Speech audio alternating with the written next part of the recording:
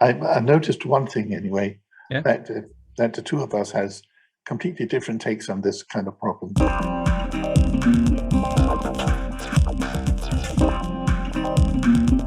Ticket sales. I think that is covered in the preliminary calls, the one you take before you take basic IT at university. I mean, this sort of problem is so basic. I mean, it's something you have to learn before you learn anything else in IT. Is how do you manage users competing each other in allocating resources from a database, flight tickets, for instance. Because it comes again and again in different shapes. Sales, I mean, if you're selling whatever on the net, books, cars, shoes, whatever, you also have to check, do I actually have that item available? Do I actually still have that item available? And it doesn't work if you just let the users lock the items when they enter the site or the program, the application, then locks the item for an indefinite time. But have you run into the problem lately? I have registrations on events that I work with, and yes, there are a limit of places, but there is, let's say, 10 places you can pick. And if you book, let's say there's 9 places, and there are 2 booking more or less at the same time, then the one who is booking a millisecond after will end up in the reserved list. So they will end up in the queue. So I don't have that issue right there. Well, you have to decide who's ending up in the queue and who isn't. Yeah, but that depends on who is registered first. Yes, and that's exactly the problem. Who is first? Because they might actually start. I mean, even if they click the fucking OK button at the same time, Yeah, but then the server decides in this case. Or the internet. And you have to anticipate that you will run into that problem, even though, I mean, unless you have unlimited resources. What would that be? In a reservation system, where you sell. Well, I worked with a system with a company that was a wholesaler in vegetables, groceries, and stuff like that. Yeah. So they can always sell. They're never out of stock because they'll just buy new. Yeah. So they never say no, ever. They have a quick turnover, so they can always order some extra vegetables for the next order. Yeah, so that's another kind of system. But if you're selling tickets, like to an airplane, there are only that many seats in the plane, of course. But that's another problem, is they have the policy of overbooking. That's another issue. That's one way of solving it. No, because that depends.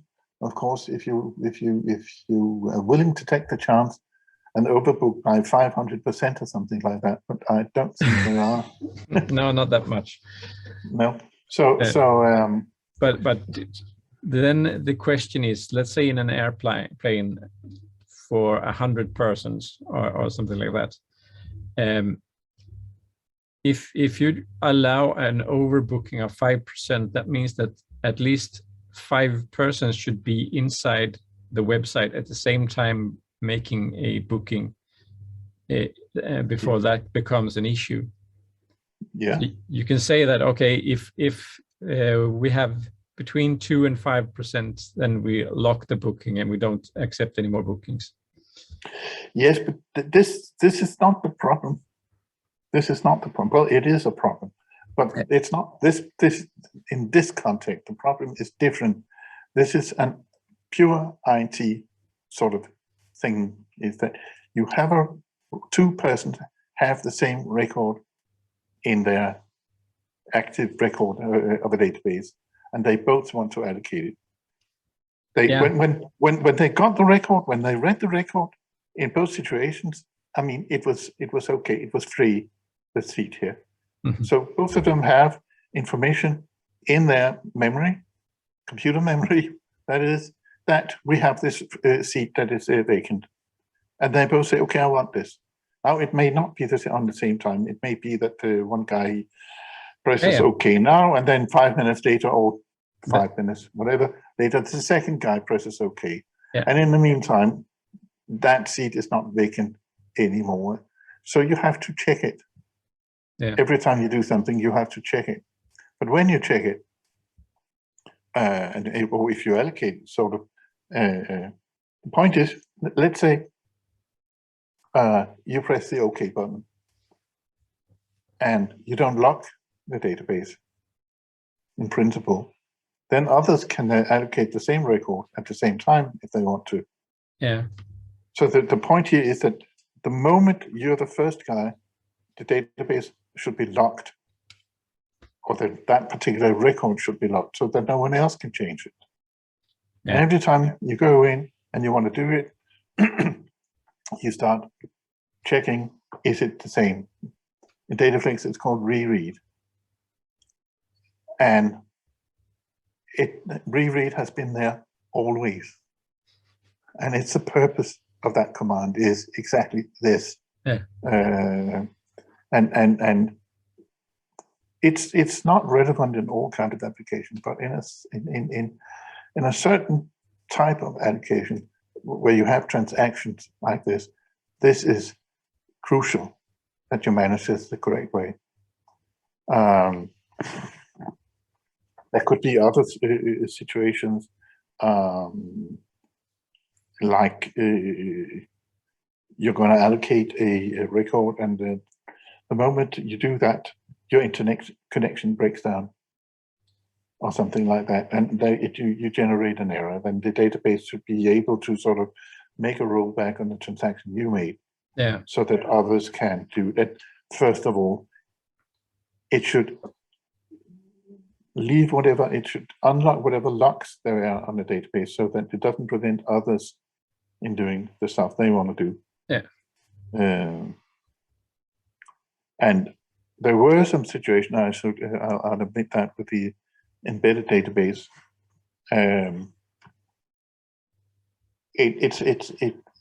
The problem went away, but some, well, 25, 30 years ago, the networks weren't as good as they are today.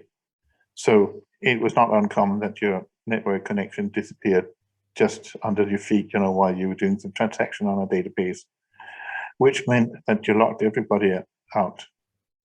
I mean, all the other users of the same database would suddenly had the sensation that their applications were freezing.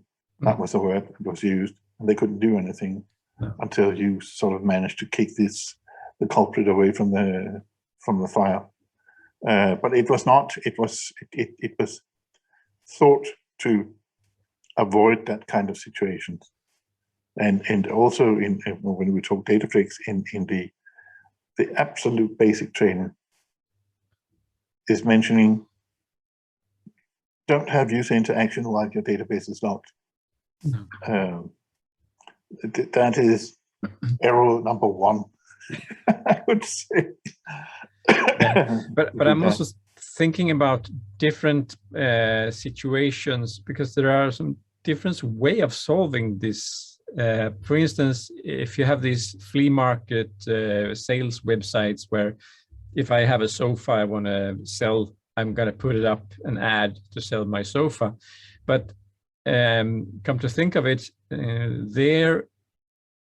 everyone who sees that can make a phone call to me and more or less bid on the sofa and say, oh, we'll pick it up if you lower the price for 100 kroners, or we'll pay extra if we get it, or something like that. And then I can decide on who will buy it, and it doesn't matter who's first on the website. And then you have the ticket sales that you're talking about, where you have the kind of interface. And this is not my angle on this, is not so much database related. It's more interface, an interface question.